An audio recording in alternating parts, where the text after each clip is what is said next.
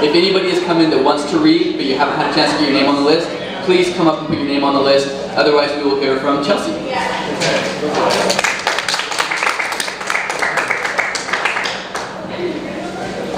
Just to change the tempo and the tone a little bit, I'm primarily a poet, but I dabble in fiction occasionally, and this is a piece that was published in a journal a couple of years ago. It's a bit longer, so I'm only going to read the first half of it.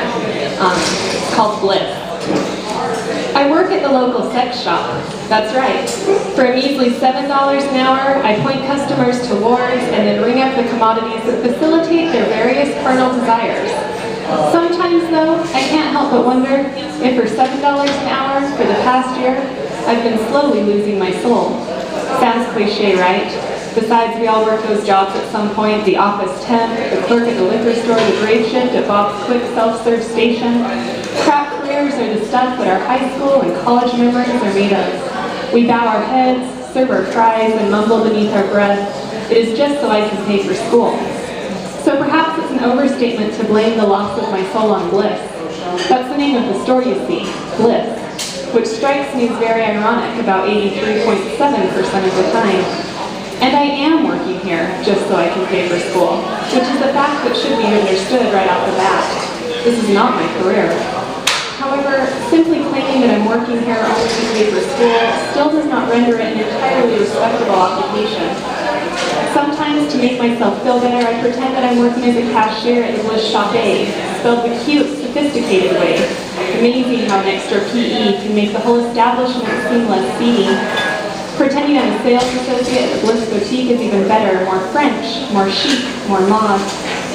On occasion, especially when meeting people I will never see again, on the bus or in line at the grocery store, I claim that I'm a relationship therapist. But the bottom line is that every Monday, Wednesday, Thursday, Friday, and Saturday, from 3 p.m. till 9 p.m., I am a clerk at Bliss.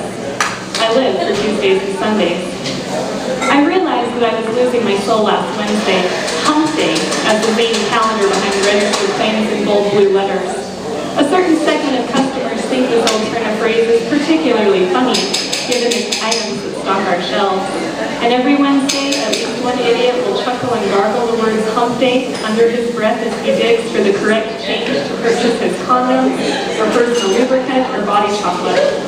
Which isn't bad, by the way, the body chocolate I mean. Sometimes when Bliss is completely dead and I have another 3 hours left on a shift, I crack open a box of those little chocolate jars and suck cherry delight and caramel bonbons from the slick plastic spoon I carry in my purse. I mark the box down on an inventory sheet in the back as damaged during shipment, so no one will notice or ask me any questions. Though being questioned by the management or my coworkers isn't much of a concern. They offer the basic inquiries. Can you take an extra shift? Do you know where we're stocking the bullwhips now? It's customers who carry the scary questions. Is it okay to insert blank into your body? You can fill that blank with anything you want. I've heard it all. Is this edible as well? Is icy hot safe? Sometimes their petitions are more philosophical in nature. My favorites come from the tight-lipped devotees of various strict religions who would die on the spot if their pastor were to catch them in the shop. Is this okay with God? How am I supposed to answer that? But because employees are offered a monthly commission bonus, I try to look clerical and reply somberly, yes it is. On such occasions, I think about adding spiritual counselor to my list of positions at Bliss. But Wednesdays are usually quiet here, especially when the snow flows and flurries outside and temperatures fall. Bliss is located right along Main Street in this sleepy conservative town. It neighbors an engagement ring shop, a bridal boutique, all three of which have been open for 20 years or more. Sometimes we joke that you can take care of a courtship's entire climax in one afternoon. Grab an engagement ring, walk next door and find a gown, or finish your one-stop shopping with something lacy and white for your wedding night. I'm trying to talk the manager into writing something cute little ditty about it and running an ad. It's real gritty local business, and even Bliss retains the colloquial charm absent in Walmart, Target, or other big boxes. The other shops along the street close up around 5 or 6, but I'm always stuck here until 9. I've been watching the snow outside for approximately 1 hour. Sometimes I bring books, but last week I just stared at the lakes turning hot in the reflection of Bliss's neon lingerie sign window sign.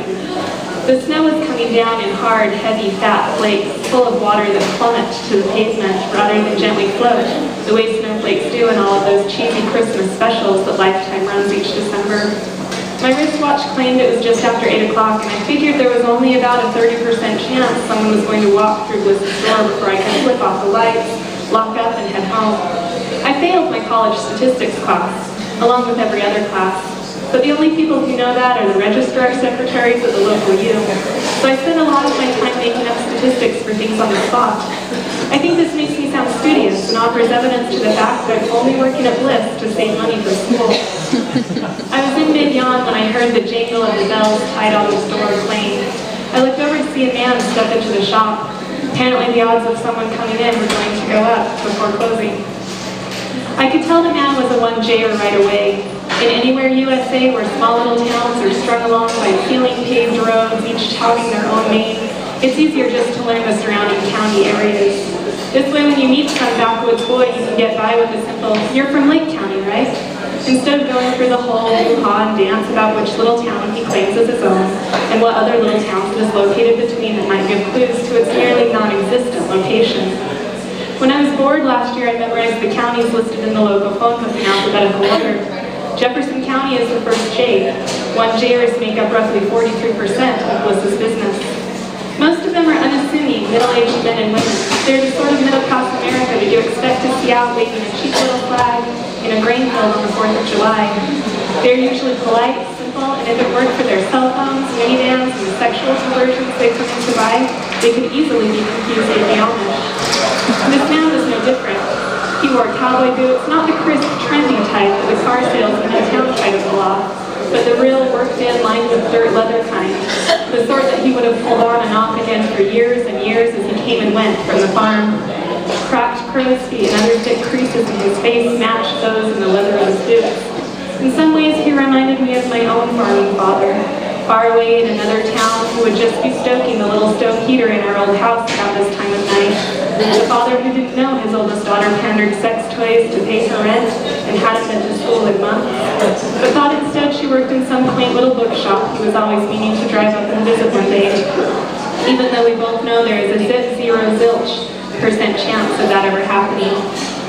"Ma'am," the man tipped his head towards the counter in my direction. His hands were jammed forcefully into the pockets of his flannel pullover, so much so that it almost looked like they might rip through and escape from the torn seams, startling the rest of his body that they were attached to. His eyes flicked nervously across my face. The odds that it was his first time in the store would have been triple to nothing in Vegas. You learn how to read people working in a shop like Bliss. Those who come in and refuse to make eye contact with you are usually first-timers. Those who come in and blabber on and on and on about how they've never been in a shop like this before and really don't know what they're doing here are full of it. They've likely hit every sex shop in the state, and they know exactly what they're looking for. The regulars are quiet and unobtrusive, and most could care less about what the employees think of them, so long as we don't overcharge for their selections. I usually let those first-timers wander a bit before I accost them with my turkey shop girl conversation. If I time it just right, I can catch customers when they're slyly trying to consider the most risque and controversial displays in the joint without anyone noticing. Walking up behind the man while he was studying a wall with pegs stapling erotic bondage supplies, I go, "Hi, anything I can help you find over here?" He nearly jumped out of his skin. "Oh, no, I'm just gandering," he smiled self-consciously. I tipped my head to one side. "Well, if you need any help, just go ahead and holler." I left him fumbling for a reply and walked over to a rack of sale lingerie, where I pretended to reorganize the slight bits of silk and lace over and over again, lining them up first by color, then size, sorting them by style. All I was really doing was working to keep an eye on the old farmer gaping at the opposite wall. The burglary rate at Bliss is unusually high for this town. Bliss's owner, Steve, who never actually works at the shop, but drops by several times a day to check the cash in the till and try to catch the employees goofing off, opens every staff meeting in the same way. Pacing before us frenetically with his arms sleeved in tattoos, his ears gauged to the size of quarters, and a spiked piercing proceeding just below his bottom lip, Steve looks more like a paranoid addict than a professional businessman as he rattles off the numbers and percentages about how much inventory was jacked over the last month. He suggests ways that we might stop such thieves, A bulging coat pocket could likely be a concealed blow-up doll. A woman who leaves the dressing room and walks straight out of the store has lingerie on beneath those clothes. And anyone who, with any sort of distinguishing gait, leaves has probably shoved a can of whipped body topping down their pants. What Steve does not mention is that his inventory control system is seriously lacking, and that the employees steal 80% of the edible products, and then mark them up as damaged during shipment. Anyway, the second half I'll have to read another night.